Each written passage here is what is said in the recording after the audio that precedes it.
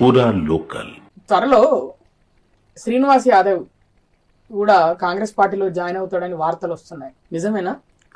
చూడండి, అతను ప్రయత్నం చేశారని చెప్పేసి ఆ నోట ఈ నోట వచ్చింది. అంటే ఎవరి ద్వారా ప్రయత్నం చేస్తారు? అది మీడియా ద్వారానో వాళ్ళ ద్వారానో వచ్చింది. అలా చిలికి గాలి వల్ల వచ్చింది. ఏ నాయకుడైనా అధికార పార్టీలో రావాలని చూస్తాడు. ఆ పార్టీ ఈ పార్టీ అని ఏం ఉండదు. గతంలో అతను టీడీపీలో ఉండే, అతనికి రాజకీయ జీవితం ఇచ్చింది టీడీపీ. అట్లాంటి పార్టీని వదిలేసి బీఆర్ఎస్లోకి వచ్చారు. అందులో మంత్రి పదవి పొందారు. ఇందులో రావాలని ప్రయత్నం చేస్తే చేసి ఉండొచ్చు, చేయలేదని మాత్రం అంటానికి వీల్లేదు. చేస్తే చేసి ఉండొచ్చు. అంటే మీకు ఎట్లా తెలిసింది శ్రీనివాస్ యాదవ్ కాంగ్రెస్ పార్టీలో జాయిన్ అవుతున్నాడని? ఇప్పుడు నిరాధారం, ఇప్పుడు చూడండి, మనం మీడియాలో చూస్తాం, అక్కడక్కడ చూస్తాం. కొన్ని ఇప్పుడు ప్రతి నాయకుడు శ్రీనివాస్ యాదవ్ అని కాదు, ఏ నాయకుడైనా ఇప్పుడు అధికార పార్టీలో ఉంది కాబట్టి వచ్చే ప్రయత్నం చేస్తారు. అంటే సనత్ నగర్ ఇప్పుడు ఎట్లుంది? సనత్ నగర్ నియోజకవర్గంలో మా నాయకురాలు కోట నీలిమ గారు వచ్చినప్పటి నుంచి ఇక్కడ గతంలో 5-6 మంది కార్యకర్తలే మిగిలారు కాంగ్రెస్ పార్టీలో. ఈ రోజు మేము మా నాయకురాలు కోట నీలిమ గారు ఇన్ఛార్జ్గా వచ్చినప్పటి నుంచి, ఆమె ఎమ్మెల్యేగా పోటీ చేసి ఓడిపోయినా కూడా ఈ రోజు మా కాంగ్రెస్ పార్టీ చాలా బలంగా ఉంది. సనత్ నగర్ నియోజకవర్గంలో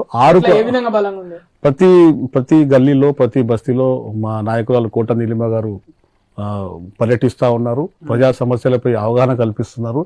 ఎప్పటికప్పుడు ప్రతి సమస్య మీద స్పందిస్తూ ఉన్నారు. కాబట్టి మేము సనత్ నగర్ నియోజకవర్గంలో 6 డివిజన్లు గెలుస్తామని పక్కాగా ధీమాగా చెప్పగలుగుతాం. మున్సిపల్ ఎన్నికలు. ఎందుకంటే మా నాయకురాలు కోట నీలిమ గారు ప్రతి బస్తీలో, ప్రతి గ్రామంలో, ప్రతి వీధిన ఏ సమస్య వచ్చినా వెంటనే స్పందిస్తున్నారు. దాని మీద తీసుకోవాల్సిన చర్య తీసుకుంటున్నారు. కోట నీలిమ గారు వచ్చినప్పటి నుంచి సనత్ నగర్ నియోజకవర్గంలో కాంగ్రెస్ పార్టీ చాలా పటిష్టంగా పనిచేస్తూ ఉంది. ప్లస్ ఎప్పటికప్పుడు స్పందిస్తారు ఎమ్మటే. సో మాకు ఎమ్మెల్యే అయినా మంత్రి అయినా మా నాయకురాలు కోట నీలిమ గారే.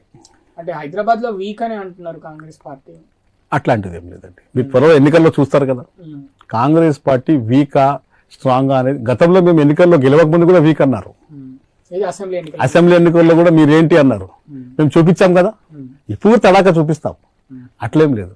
అంటే ఎట్లా తడాక ఎట్లా చూపిస్తారా? లేకపోతే ప్రజల మద్దతు మాకుందండి. ప్రజల మద్దతుతోటే మేము గెలిచి తడాక చూపిస్తాం. మా మంత్రులు కావచ్చు, మా ఇన్ఛార్జులు కావచ్చు, ఎమ్మెల్యేలు కావచ్చు, ప్రతి ఒక్కరు రావాల్సిందే. గల్లీ